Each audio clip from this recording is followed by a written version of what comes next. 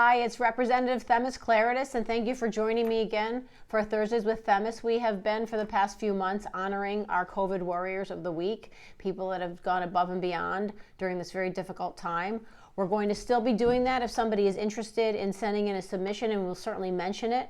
But we're going to start updating you more on what's going on in the state of Connecticut. So for right now, the most immediate thing we have is special session that is not scheduled yet, but is tentatively planned for the end of July. During that session, we will be talking about two major things: a police accountability bill and an extension and expansion of absentee ballots for the November election because of COVID. Now, the intention of the absentee ballot bill is to make sure that anybody who is concerned or worried about going to a polling place on election day in November because of COVID will be able to get an absentee ballot. As you all know, right now you can get an absentee ballot for a few reasons. One would be you're out of town for work, one would be you're ill, one would be you're in the military, but these words are written in the Connecticut Constitution. So if we're going to change that, that needs to be changed in the Constitution. And there's a process that we go through in the legislature for other items where we have amended the Constitution, and that certainly should be something that's taken up in session next year. But for right now, under the governor's executive orders, we have changed the absentee ballots for the August primaries to include you being able to get an absentee ballot if you are fearful for your health for going to the polls. And that is the intention of special session, to extend that to the November elections. As far as police accountability, as I've mentioned before, the Republican and Democrat leaders on the Judiciary Committee have been working very hard for the past 3 weeks in trying to come to an agreement as to what that should look like, so we make sure that everybody is treated fairly and equally, and we are making sure that our police officers who do a good job are known to do a good job. The police officers who are not doing a good job are also known to be not doing a good job.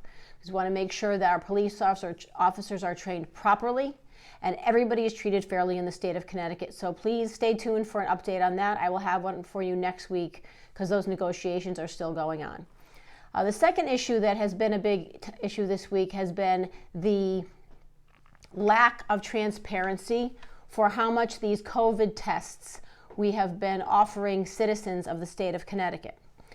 Under our Freedom of Information Act, anything that spends your taxpayer dollars should be public information. For some reason, the comptroller, who has been somebody who has been very supportive of transparency in the past, has hidden, what's called redacted, the pricing of the vendors who have been putting forth these COVID tests. They have requested that redaction, the hiding of the prices, so the public cannot see them. Again, freedom of information gives you, the taxpayer, the right to know you're paying for these things with your money, so you should know how much they cost. They are claiming an exemption to the Freedom of Information Act called a Trade Secrets Act. We do not believe, and it does not fit into the definition of what a trade secret is, being a COVID test. This would be something that comes to my mind like McDonald's secret special sauce. That would be something that would economically hurt McDonald's if people knew about it. So it would be a trade secret. This is not a COVID test. But this leads us to the following conclusion. Why? Are they too expensive? Are we spending too much money on them?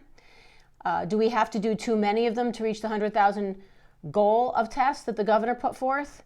Are we not getting value for our dollar? Once again, when things are done in the dark of night, what does it lead you to conclude? That something is wrong and something is not on the up and up. But unfortunately, this has been a trend with the Lamont administration in regards to transparency. They have made deals in the dark of night and exempted the private sector for an education committee, for a $2 million deal with a Boston Consulting Group for a contract. I am all for private sector getting involved in public government.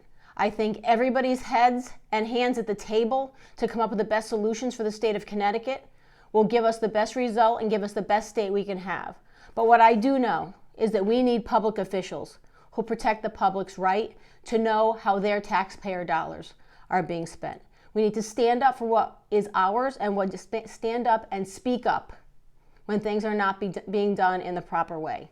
I thank you for joining me this week. I look forward to seeing you next week, and have a great weekend.